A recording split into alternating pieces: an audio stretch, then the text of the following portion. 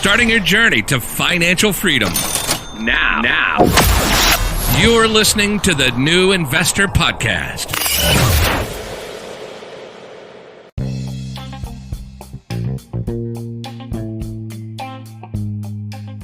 This is the Young Investor for the New Investor Podcast, and let's have a quick look on the markets and fluctuations in the last few days following the quarterly earnings, especially for two of my companies in my portfolio, JP Morgan Chase and Bank of America. There was little movement despite both banks beating expectations. You might wonder why a stock would drop or stagnate even after the company releases most positive quarterly performance against expectations, which was the case for both banks as well. Now, I did not see any significant upside in the last 2 days regardless, and this is probably due to most probably two things. One, the banks had a history already of a consistent growth, and the investors probably expected more than a small beat. JP Morgan Chase beat estimates by 0.33 cents EPS, which is earnings per share, and Bank of America beating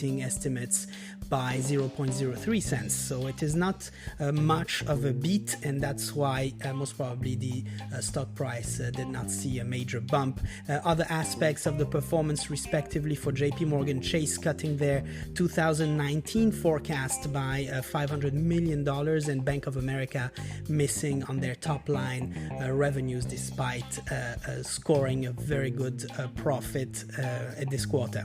Now, while the results were good with a very healthy year-on-year growth for both banks, the performance was not judged as exceptional to drive the stock price substantially upwards. However, I see all this as a good indicator, and if banks are performing well, it does mean the dynamics of the economy are currently favorable for more growth short, medium term. This is how I see it. Now, Microsoft and Apple are up next. I look forward to see how the tech sector performed last quarter. In our intent as young investors to build solid foundations towards financial success and freedom, we are to look into all possible ways to open new streams of income, as we have already substantially covered in the past days. Now, as already detailed, there are different income streams you can work on developing practically immediately, from interest loans to individuals or companies in the form of bonds, dividends from investments or partnership, capital gains from a sale of an investment, royalties from the sale of a product or a license, rental income from real estate, or income from your business, ideally passive, of course. Now, here is where I stand. I am detailing here the foundations I have already put in place on which I will need to work very hard to grow, but I believe it is important to start on them even if you are at a skeleton level. So capital gains so far is checked for me with my current investments on the stock market, which should I actually sell all of my holdings or sell a few, I would have created income through capital gains. Dividends as well, dividend income is checked with my current investments as well, creating dividend income streams every quarter from these stocks. Now, there are obviously a few more, but I wish to talk about a new one I'm working on, which is the royalties income stream, and how easy it is nowadays and for you to establish its foundation. Now, I take a lot of notes. I put down on paper a lot of my ideas regarding what I am passionate about. I developed a technical understanding on these passions, and I realized, I started even a podcast, and I realized over time that I may have had enough to put all of this into form and publish a book. Now, I am certain you as well would be more than able to talk and write about your passions for hours. So I have not done something exceptional here. Now, you most probably will tell me that you're no writer and can't possibly imagine being a published author.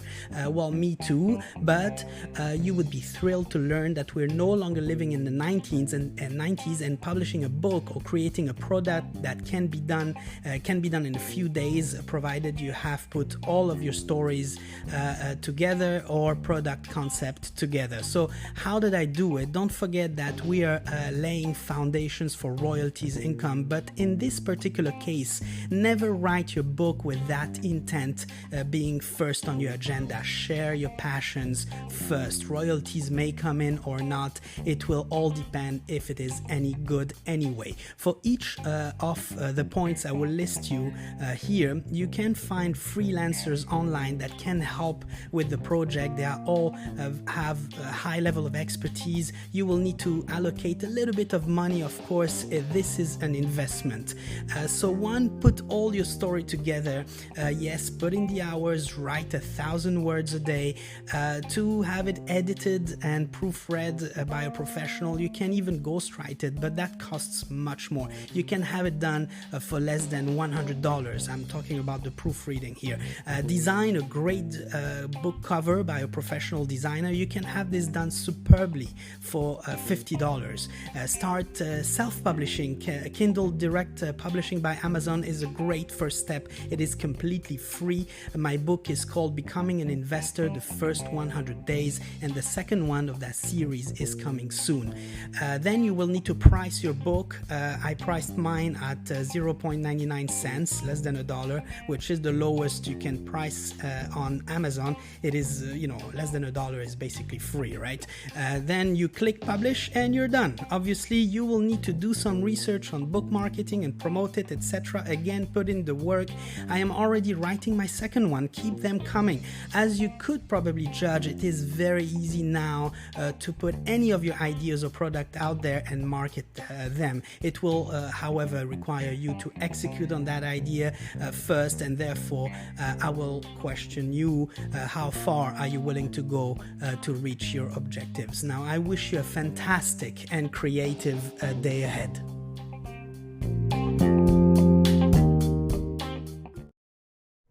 Thank you for listening to the podcast, and I really hope that it brings you some additional support on your own journey towards financial freedom.